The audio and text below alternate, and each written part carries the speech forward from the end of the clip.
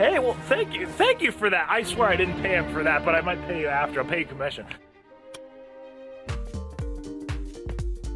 Hey everybody, Joel Hansen here, and today we're at Bobby Hebert's, named after like the football player, the Bobby Hebert's Cajun Cannon. So here we are to do their burger challenge. So their Cajun Cannon burger challenge. There's a 7-patty burger, all half-pound patties. Then there's 3 shrimp on top, and you have a order of their Cajun fries, which have like a cream sauce on it, like a mushroom cream sauce, and then there's like crawfish and cheese and all that interesting stuff. So we're gonna have 30 minutes to do it. That's about it. Let's head on in, have some fun, eat some food. Everyone, so here are the challenges. Mine's fallen over, so I'm just gonna put it on its side. But yeah, it looks really good. Lots of burgers, no shortage there. Do you know if there's a record? Do you know there's a record? Like, what's the fastest somebody ever did this? I had a table this time. I got it in like 12 minutes. And then they ate dessert and took a shot after. I was like, oh god. You're feeling it, eh? Yeah. The one that I've seen is 12 minutes. Okay, cool. Alright, so we're gonna have 30 minutes. So we'll get started here in just a moment. Timer starts when we take our first bite. These shrimps look really good. Yeah. Big old shrimps. There's also shrimp on it. Alright. Well, might as well get her going. Right now, ready to rock? Yeah. Alright. So much cheese. So let's get started. We'll say a count of 5, 4, 3, 2, 1. Cheers.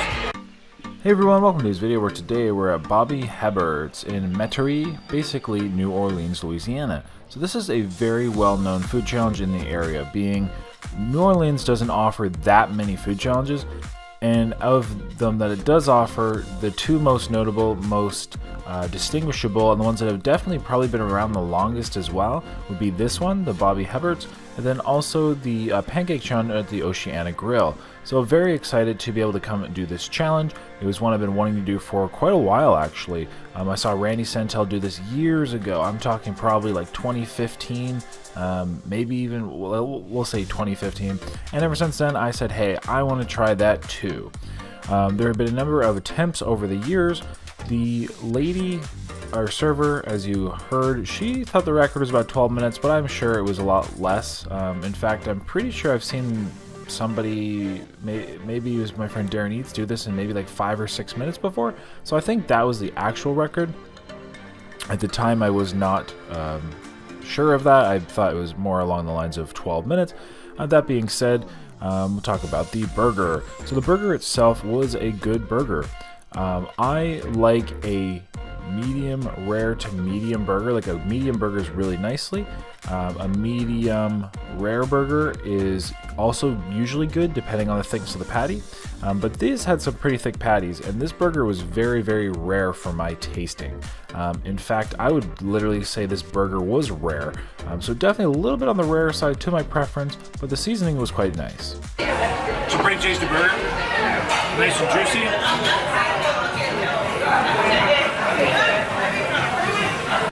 The burger, my burger, when it came out actually, I asked for a new plate because there was so much burger juice in the bottom, like literally like a whole half a centimeter or like a half an inch, quarter of an inch of just pure juice, because it was so rare. Like the juices, and this was not just, you know, we'll say fat, it was literally still the burger moisture, the red juices, etc. So like I said, it was definitely a little bit rare for my preference, but nonetheless I have no complaints about that. The buns on the bottom also as well, like totally was basically flattened, disintegrated because of all that extra moisture, all that extra juice. But like I said, pretty straightforward.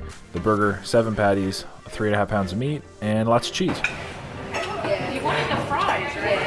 Okay, I'm just gonna reach you as plain fries. Very juicy bottom bun.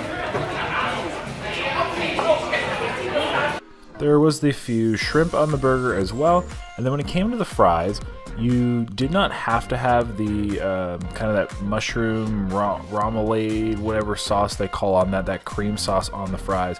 And in fact, I actually asked for the fries to have that because it was totally optional. They're like, do you want it? I'm like, no, but if you put it on the side, I'll take a little bit on the side just to try it. To which they, obviously, a little bit of miscommunication, we ended up with the sauce on my fries, which was okay. You know, figured it would be nonetheless, although I'm not the biggest kind of cheesy person in general, but I mean, hey, it had crawfish, it had cheese, it had mushrooms. How bad could it be? 3 minutes, 40 seconds in, going pretty well.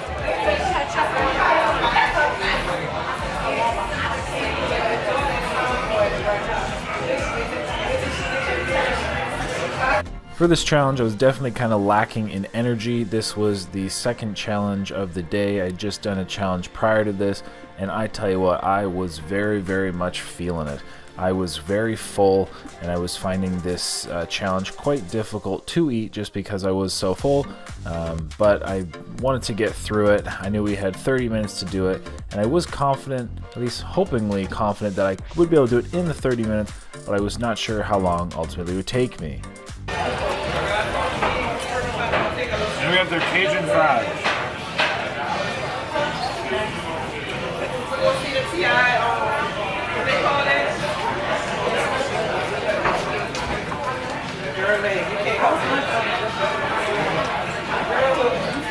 I'm just going to use my hand. If you complete the challenge, you do get the meal for free, and you also do get a sweet t-shirt. So that was ultimately the goal. And if not, I believe the challenge was $40, $40, $45, $35, about $40 roughly. So yeah, ultimately these cheese fries, they weren't bad. They, again, were just a basic french fry, which was fine. I liked the cream sauce-ish aspect. It was very, very, very rich. Kind of reminded me of like a cream of mushroom soup. However, then we had, like, again, the added cheese. The crawfish in there added a little bit of flavor, maybe a little bit of a Cajun kind of flair to it. So kind of like a mushroom soup with a Cajun flair with the cheese. So, you know, like I said, it was pretty good overall. It was pretty interesting. It was definitely an interesting taste. And like I said, I know this sauce or a similar sauce, the name is slipping my mind, Remoulade, Remoulade, whatever it is. It's pretty common kind of sauce in this Cajun, in this Creole kind of cuisine, in this cooking, you know, New Orleans area. Definitely a sauce that you would see served with a number of different items, whether for dipping or items drenched in it. It's kind of, like I said, it's a kind of, I don't know, it's a New Orleans area kind of thing, which, I mean, how can you go wrong? Kind of a creamy sauce, kind of like kind of cream of mushroom in this case, but creamy sauce with either seafood or different flavors and etc., etc. I mean, what's wrong with that, right? But I think that's all the information I have for you today, so I'll let you get to the rest of the video, and let's see what happens.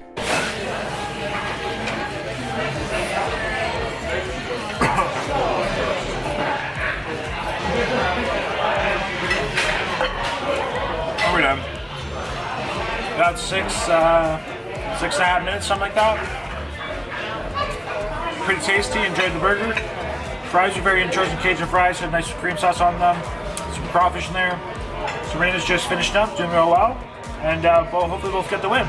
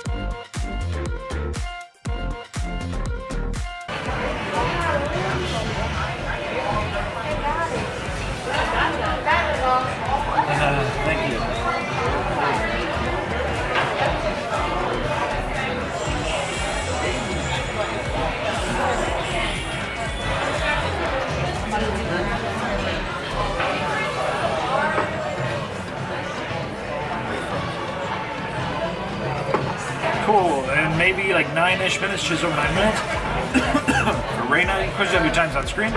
So, huge thanks to Bobby Heberts,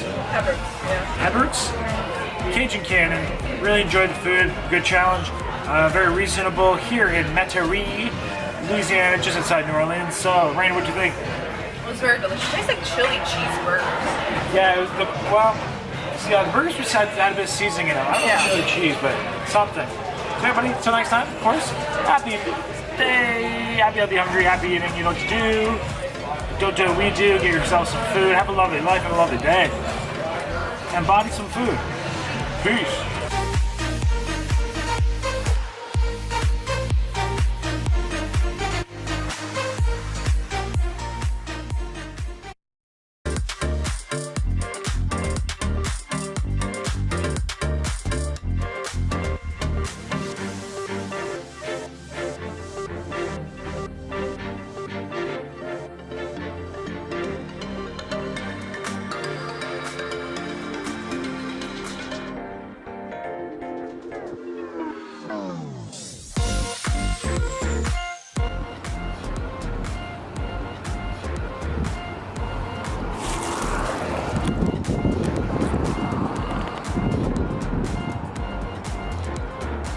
It literally looks like a castle.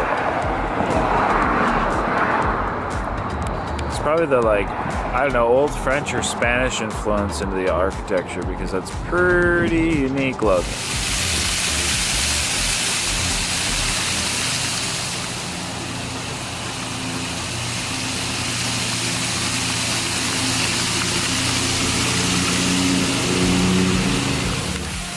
Interestingly enough, this fountain is here because during the Spanish domain of Baton Rouge, Independence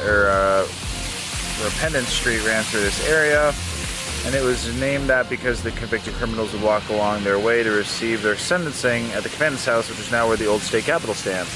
Which the old state capitol is there. Another view of the old state capitol. Very, very interesting looking.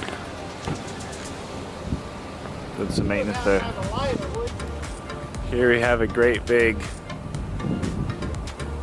arch of some sort, which is very unique looking. I don't really know exactly what it is or what it's supposed to be, but pretty cool. Right by the old state capitol. Then we have this fountain, which I'm not sure exactly what it is. That's a guy's face right by the old state capitol. And there we have another person's face with a couple other faces. Very interesting. And down here at Riverside Restwell Park, dedicated to Louisiana veterans of all wars. It's very interesting. Like, it's just like kind of a relaxing, you know, green space. What's really funny, and a lot of people might not realize, so this is a leaf from one of the trees, and it's very waxy, it's very thick, like it's quite hard to rip. And this is just like a tree of the south that have these thick waxy leaves, and why they have to have that is because they need the protection from the heat. Whereas if you go up in Canada or real northern states, the trees aren't having such thick and waxy leaves. It's very they're a lot softer, more delicate, because they don't have the same heat they have to struggle with. So there goes your lesson for the day. Hi everybody, we're down here on the Mississippi River. It's very beautiful. I'm going to show you. I just dropped my camera and I cracked the casing on it. I thought it was absolutely toast. It appears to still be working. So I hope that this is actually working, and I guess we'll have to be probably upgrading my camera a little earlier at some point, but I will say I'm lucky that when it fell, it wasn't on the front, so it didn't crack the lens, but my camera casing is cracked. Obviously I can't really show you because it's on the camera, but anyway, here's the Mississippi River, which we are a day before the hurricane and our storm, so we're kind of a good time to be here. Got a great big bridge, got a little dock down there, got a boat down there as well. But yeah, so very beautiful. That is the Port of Baton Rouge over there. I don't know if you can see the sign. Port of Baton Rouge. And yeah, Mississippi River. So it's really cool. This is right on the basically downtown or old downtown of Baton Rouge.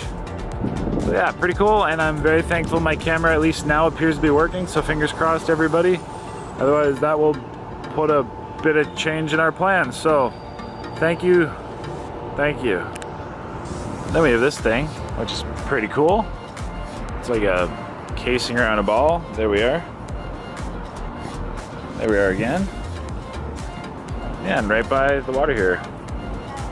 And what's called, oh, it says, what does this say? Probably Rouge? Baton, is this, yeah, Baton Rouge, big letters. And along the river here we have this little port pier, it's not a port, not a pier, it's like a, I don't know, an outlet. But look, you can see where the water has risen up and the trees have gotten stuck. These are all like trees, right here, those are all trees on like the pathway. So it's kind of messed up at the moment and damaged by trees and water, but just kind of goes to show. Then here, I guess you'd probably consider this a levee. So over here, when the levee breaks. Hopefully it doesn't happen here tomorrow.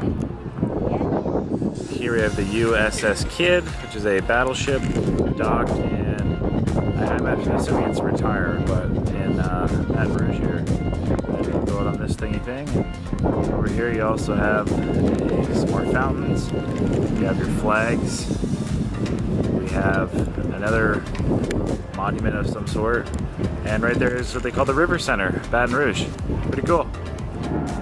And here we're out on the outlet thingy thing. There's the battleship again from a different angle.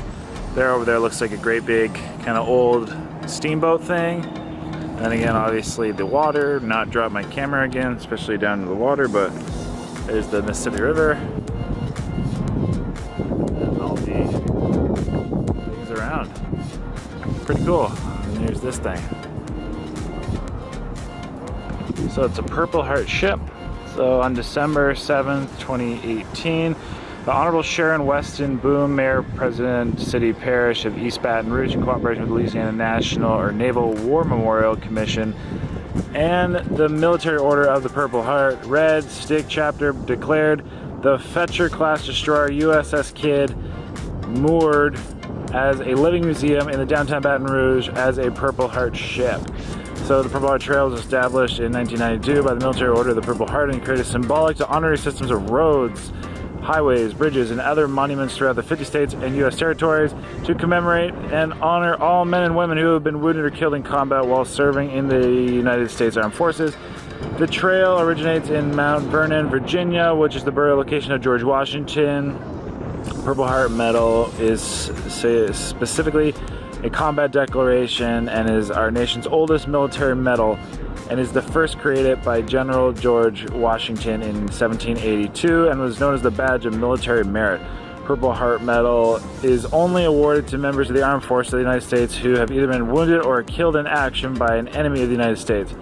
On April 11th, 1945, so this would be the Second World War, the USS Kidd was struck by Japanese kamikaze aircrafts while on radar picket duty 90 miles east of Okinawa.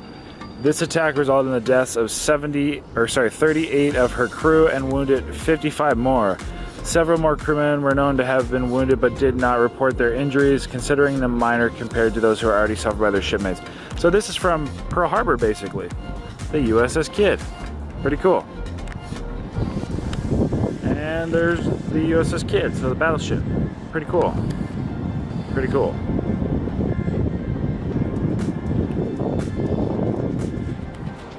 And here we are by the Memorial Museum.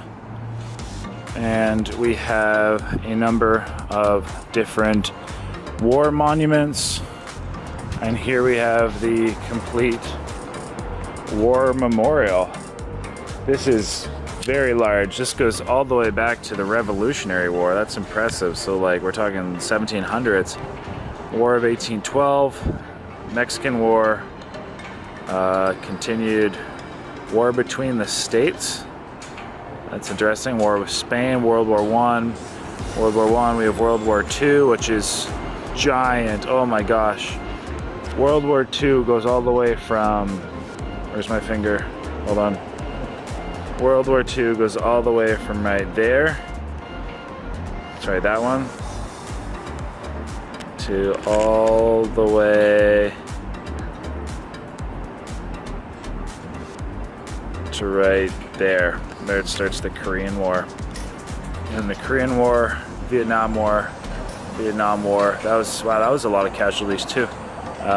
Lebanon, and then the war against terrorism, Iraq, Afghanistan, September 11th, and yeah, then a few others individuals. This is pretty shocking, pretty crazy. Again, always a very emotional place here at the War Memorial. I do not know the dignity of their birth, but I do know the glory of their death. They died unquestioning, uncomplaining, with faith in their hearts and on their lips the hope that we could go on to victory, always for them. Duty, honor, country. General Douglas MacArthur. Hey everyone, thank you so much for watching today's video. I really appreciate it. Also, I want you to join the happy, healthy, hungry family. That's right, guys. Hit that subscribe button right there. Hit that little thing that looks like my face. And then I picked 2 videos out specifically for you. Yes, that's right. I picked out 2 videos just for you. I know you're going to like them. So real quick, hit one of these right here. This video is going to go away in a couple seconds. So please hit them. 3, 2, 1. Click one. Let's go.